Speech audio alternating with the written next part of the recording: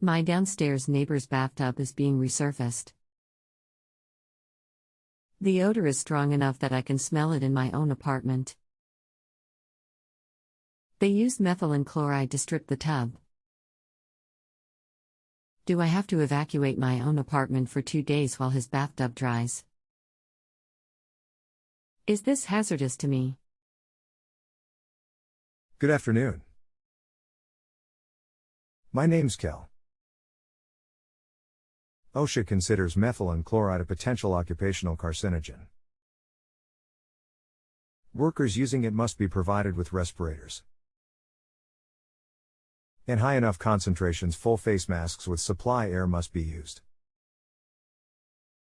If you have a health ailment, you should leave. At the very least, open the windows to dilute and vent the fumes. If you're feeling lightheaded or get a headache, definitely leave. Pets, given their lower body weight, are affected even more. The MC is quite volatile, so the smell will disappear after the work has been completed and cured. Does this make sense? Have I answered your question? Okay, thanks. I already inhaled some. What's going to happen? Also, what about the epoxy paint and isocyanate also used by the technicians? Does that linger for a few weeks? It's all about exposure. Inhaling some is not going to harm you. Epoxy and isocyanate should not be sprayed out in high concentrations for long periods. Where are you located? Can you open your windows to ventilate the odor? Ventilation dilutes and reduces any potential problems. If you're healthy, you should have no problems. If you have symptoms like lightheadedness or headache or watering eyes, you should leave. I am on the 3rd floor. My neighbor's apartment is on the 2nd floor. There isn't a strong odor in my apartment, and I wonder if our ventilation systems are connected because it's actually a stronger methylene chloride smell inside my apartment than outside it, which doesn't make sense. I opened doors, but it didn't help much. Depending on the age of the building, it would be possible for fumes to go from your neighbor's place to yours via ductwork. There's usually a good seal between apartment entries and the hall. That's to protect in case of fire. In this case, it's keeping the concentration of fumes low there.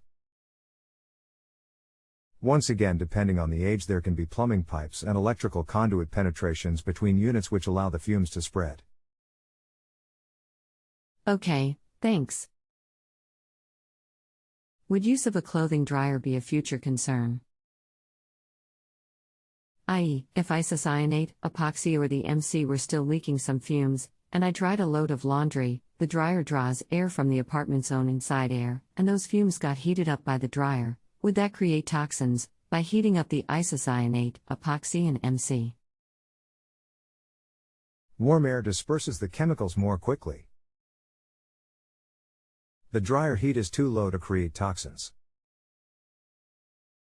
Eventually, when chemicals on the bathtub cure, they'll stop outgassing, meaning you won't smell them. The intensity should fall off pretty quickly. The fumes won't bond to the dryer, so eventually you won't smell the chemicals when you use it. Wish I could be more precise in terms of how quickly the smell will fade. My guess is, in the next few days you probably won't be able to smell it. You might ask your neighbors if they could open the windows. If I've answered your question, would you rate my work so I can get paid? Regards, Kel. Unfortunately, it appears that my downstairs neighbor apartment has all its windows and doors closed shut. They might not open it for weeks or months to come. Does this mean that a lot of MC, epoxy, and isocyanate vapor is going to build up inside and just keep seeping out gradually over the months ahead? I'd prefer to just get it over with, but I have little say in the matter. Build up inside their apartment, but gradually seep out and still have fumes rising into my apartment. Also, does the MC and isocyanate linger on household surfaces as a result of evaporation? So, if evaporating in bathroom, then gets on countertop, table, fridge, etc. Without fresh washing your neighbor's space, it will take longer for the outgassing to subside. This is your health. If the manager or landlord won't heed a reasonable request, you might call the Department of Inspections for your city. What you're smelling are volatile organic compounds. They break down in air and sunlight. Generally, they won't bond to hard surfaces. There may be a lingering odor in fibrous textiles, but eventually that smell will go away as well. Thanks. I read that if you can smell MC, that means it's already 10 times more concentrated than the safe limit. What about the isocyanates? What is the evaporation temperature of MC and isocyanates? Here are the material data safety sheets. https://www.askplastic.com/media/document/msds_methylene chloride.pdf section 8. http://files_article/lpa_iso_msds.pdf section 9. Thanks. I'm still mystified. Why, if methylene chloride and isocyanates are heavier than air, and I live on the 3rd floor, why I am getting the odor of such chemicals in my apartment, when it was the 2nd floor's apartment that was treated with chemicals. It defies gravity. The total molecular weight of these chemicals is greater than air. But part of curing process is outgassing. The pieces which you smell are bits of the molecules which break off when they interact with air.